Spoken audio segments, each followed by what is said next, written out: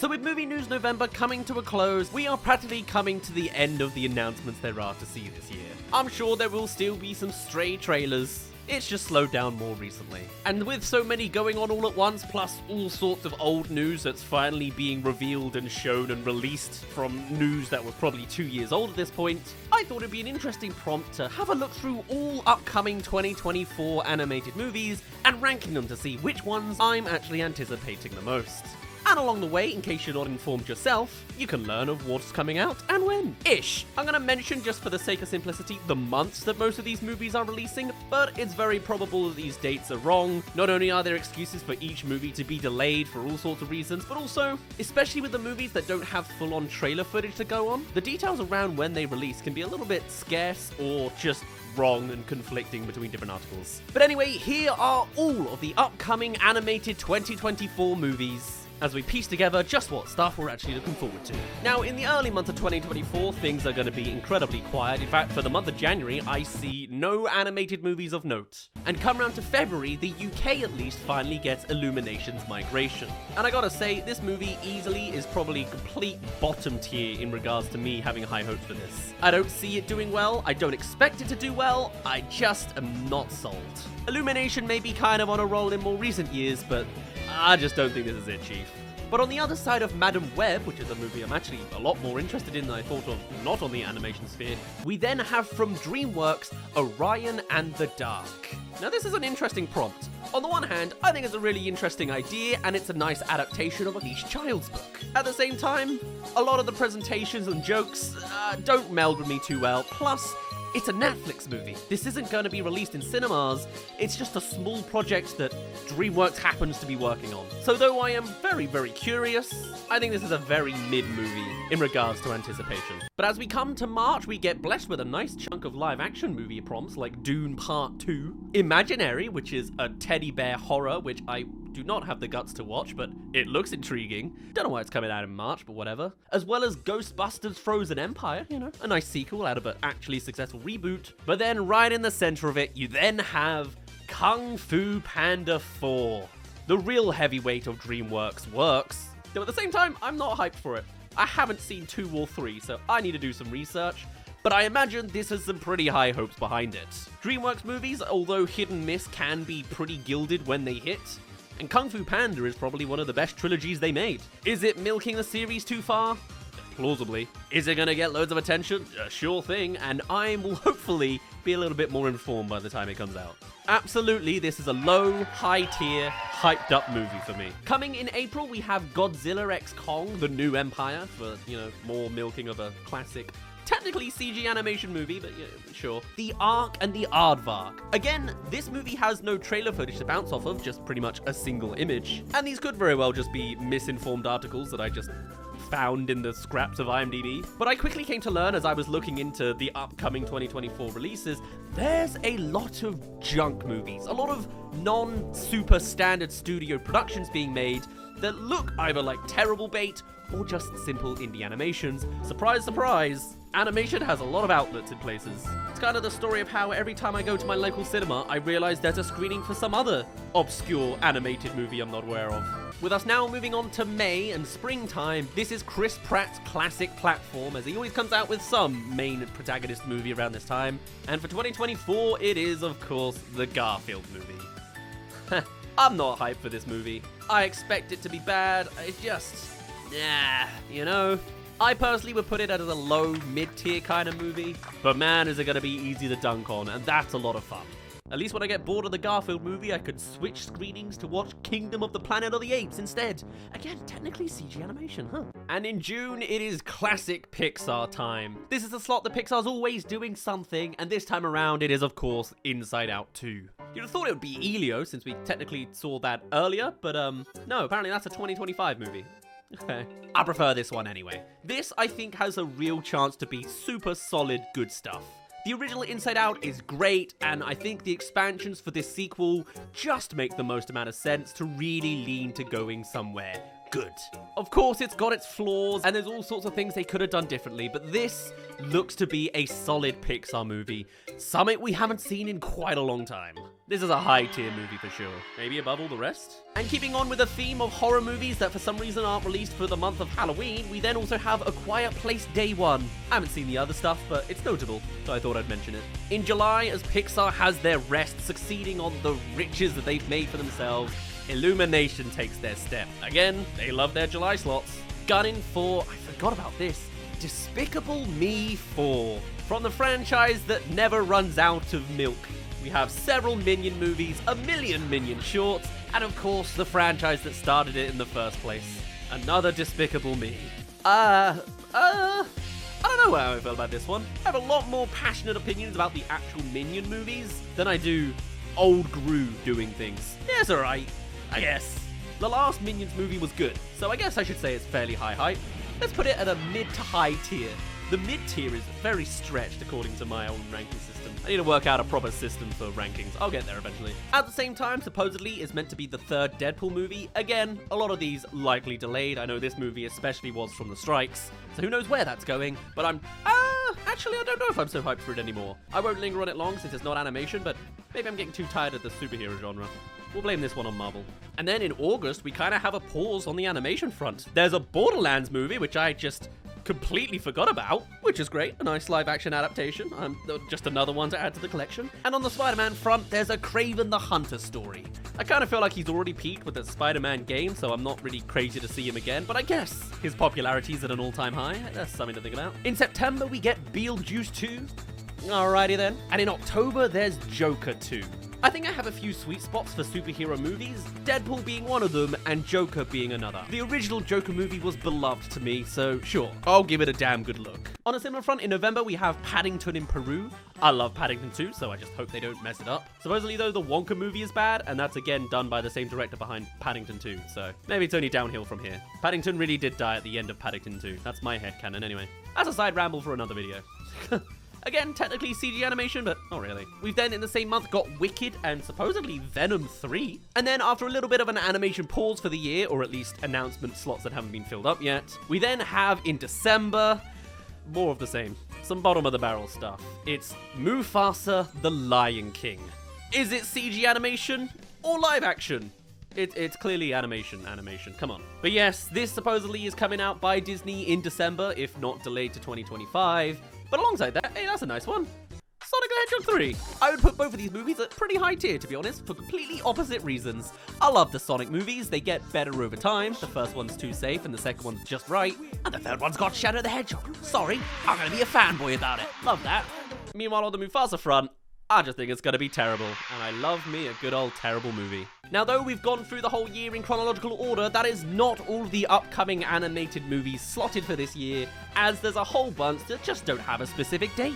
You got the Looney Tunes movie with Porky Pig and Daffy Duck. That's just somewhere slotted into the year. Similarly, there's projects like Night of the Apocalypse. And then there's a whole bunch of other movies that aren't getting necessarily theatrical releases. They're releasing on streaming instead.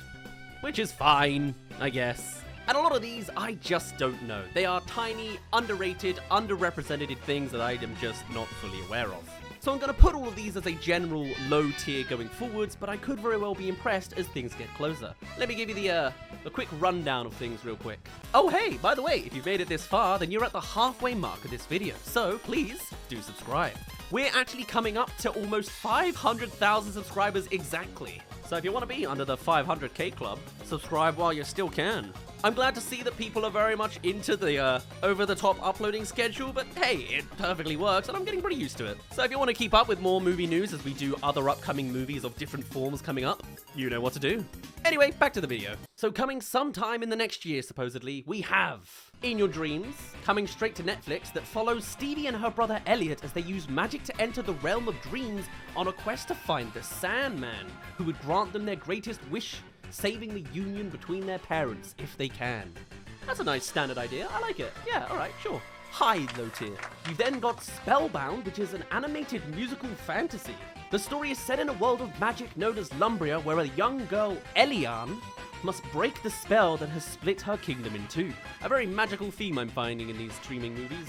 This one grabs my attention a little less. We'll keep it mid-low tier. There's then That Christmas, ironically going for Next Christmas, which tells charming family stories which take place in the run-up to Christmas. The vaguest prompt premise I could possibly find, huh? I think this is an anthology series. That's interesting. We'll keep it mid-low tier. You've then also got Thelma the Unicorn, which has a very interesting preview image at the very least. That's all I have to go on so far. Okay, apparently, when a rare pink and glitter-filled moment of fate makes Thelma the pony's wish of being a unicorn come true, she rises to instant international pop superstar stardom, but at an unexpected cost. What? Okay. But it's already a pony that wishes to be a unicorn, so it's not that big of a difference. Alright, I'm clearly not the target demographic for this kind of movie, but I'm intrigued, I guess. Let's put it at a mid-low tier. Puku is a buddy comedy about a small woodland creature and a majestic bird, two natural sworn enemies of the valley, that magically trade places and set off on an adventure of a lifetime. This is a collaboration piece between Netflix and Skydance Animation that's supposedly set up for a multi-year feature film deal. So I guess it's worth looking at. Put it at a high-low tier. There's then an adaptation of Roald Dahl's The Twits, which I wasn't expecting, but I'm pleasantly surprised. I think this is my favorite book by Dahl. Let's see if it pays off. High-low tier. I Chihuahua is a brilliant name, and is all about after learning his beloved home is in danger, a young Chihuahua named Chacho dons a Lucha Libre mask to become Luchacho. Our masked underdog then enters an international fighting tournament, competing against a hilarious and eclectic mix of animal fighters from all over the world, leading to the final epic fight against the nefarious beast known as Chamuco, the Widowmaker. Huh. I'm sold, actually. That sounds brilliant. You know what? I'll even put that at a full-on high tier. A brilliant name and a brilliant premise. Can't wait to see where that goes. It's a shame it's only on Netflix. Onyeka and the Academy of the Sun follows 12-year-old British-Nigerian girl Onyeka, who discovers that her hair has psychokinetic powers when trying to save her friend from drowning in a pool. Her mother reveals that she is a Solari, part of a secretive group of mutants unique to Nigeria. That is very interesting, but apparently it's being helmed partially by Will Smith. Quite a prompt. I'm intrigued. Let's put it at a mid to high tier. Hair powers, huh? Ray Gunn is a notable addition, as this is being helmed by director Brad Bird, same guy behind The Incredibles. Although even the plot is apparently being kept under wraps. Described as a passion project that Bird co-wrote with Matthew Robbins for Warner Bros. Animation way back in the 90s. Alright, well, we know nothing yet, so low tier for me. There's an adaptation of the children's book Solway, which is being adapted as a musical for Netflix, following a young Kenyan girl named Solway who wishes for her dark skin to be lighter. Wow, that was not where I thought that sentence was going. That sounds like that could be a very incredible piece of story writing. Created by Oscar winner Lupita Nyong'o.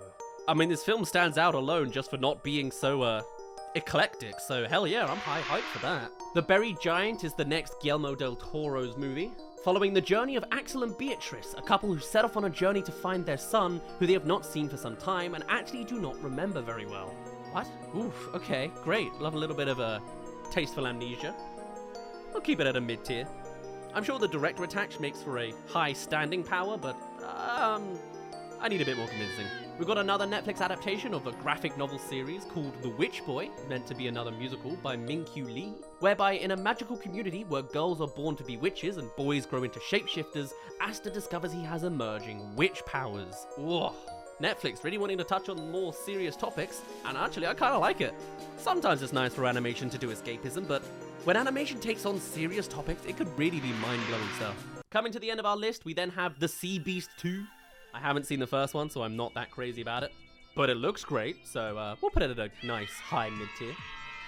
The Goon is apparently a movie that's been in development hell for quite a while, but is now, of course, being helmed by Netflix. With the episodic filmmaker of Love, Death and Robots on board, I'm getting into this. This is pretty great, yeah. Low, high tier. And then there's another adaptation from Netflix with The Shrinking of Treehorn being produced to some extent. I'm just not up to date on a lot of these adaptations, so they're mostly going to stay at low tier.